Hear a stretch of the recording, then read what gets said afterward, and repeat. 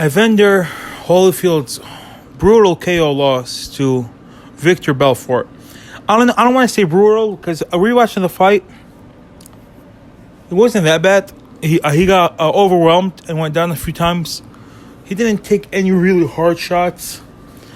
But thank God it was against Vitor Belfort. Thank God it wasn't against some big power puncher. Thank God it wasn't against Mike Tyson.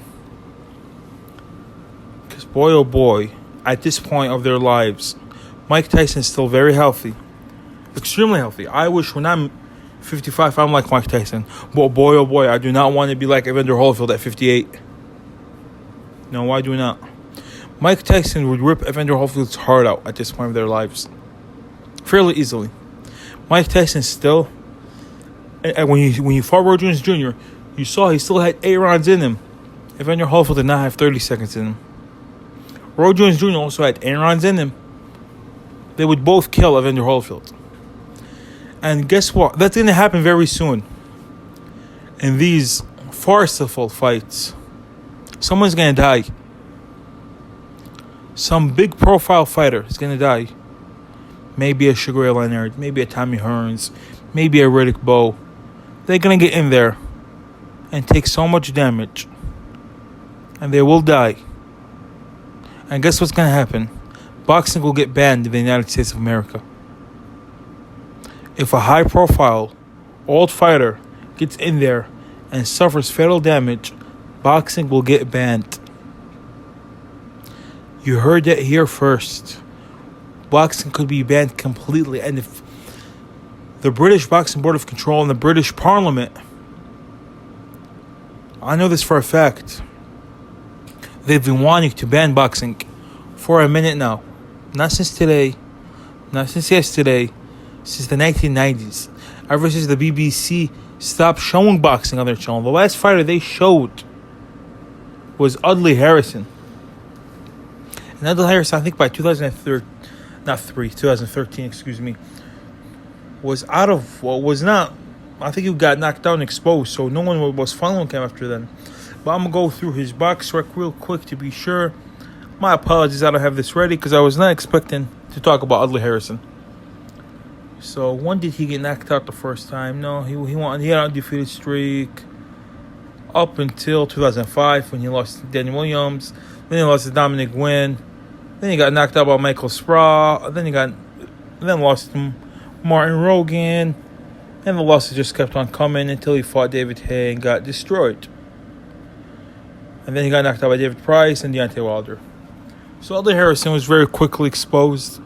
And ever since he was exposed, BBC did not show any boxing. BBC is basically like in the United States, like CBS, ABC, Fox. So it's a very big channel. Everyone has access to BBC in the UK. And they stopped showing boxing because of how cruel it was. And the UK Parliament, Great Britain's Parliament, they want to ban boxing. And I'm telling you right now, if a high-profile, old fighter gets killed in the ring, which will happen if they continue to do these fights, the United States Congress will vote to ban boxing in the United States. Possibly all combat sports, which will kill boxing. UFC would still make it. That Dana White is smart. He'll go to Dubai and make it. But boxing will die without an American or UK superstar. It will just be these. I know these fighters right now will continue to fight. Guys like Joshua would go to the Saudis and to the United Arab Emirates and to Qatar and to all those countries. You'd have Canelo probably fighting in Mexico. These guys won't get affected. But after this, these guys, boxing will cease to exist. So I hope something puts an end to Triller and what they're trying to do. Even right now, they said the Teofimo Lopez fight versus George Kambosos, a fight that really lost its mustard. We want to see this fight back in June, and it was getting traction then, but it's lost all momentum. Teofimo Lopez has lost all his momentum.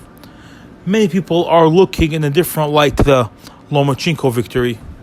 He's not rated as highly as he was before. He's lost all momentum, and the fight has been delayed for about 4 or 5 months. And they said they're only going to charge $20 for a pay-per-view that really shouldn't be on pay-per-view. Now they said they're going to charge $50. On the same day, it's going to be the Raiders versus the Chargers on a Monday. Look, in case I have fans that don't watch NFL, American football, or fans outside of the United States, believe me, no one's going to pay to watch Teofimo Lopez on the same day the Raiders and Chargers are facing off, especially the Latino fan base. So I don't know what Triller's trying to do, and I hope they go bankrupt. I really do. They only sold 150,000 pay-per-view buys in their last event, the Evander Holyfield fight. And just David Hay was paid $7 million. He claims he was paid $7 million. I highly doubt he was paid $7 million for that sparring match. I highly doubt it. But he claims he was paid $7 million, and they only sold 150,000 pay-per-views at $50 a pop. That's $7.5 million, right? So Evander Holyfield was paid $1 million. Vitor Belfort was paid $2 million. David Hay was paid $7 million. They had to pay Donald Trump $1 million to be on there. So how much money do you guys think they lost? A lot.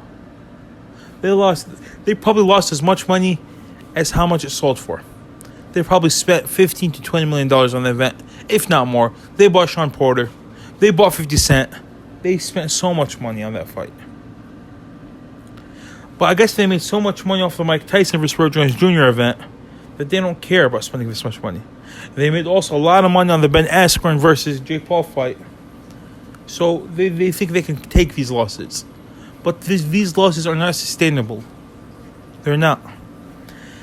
I know I want too much. Do you guys think that boxing is on the verge of being banned? Let me know what you guys think in the comments below. And Sadiq Boxing out.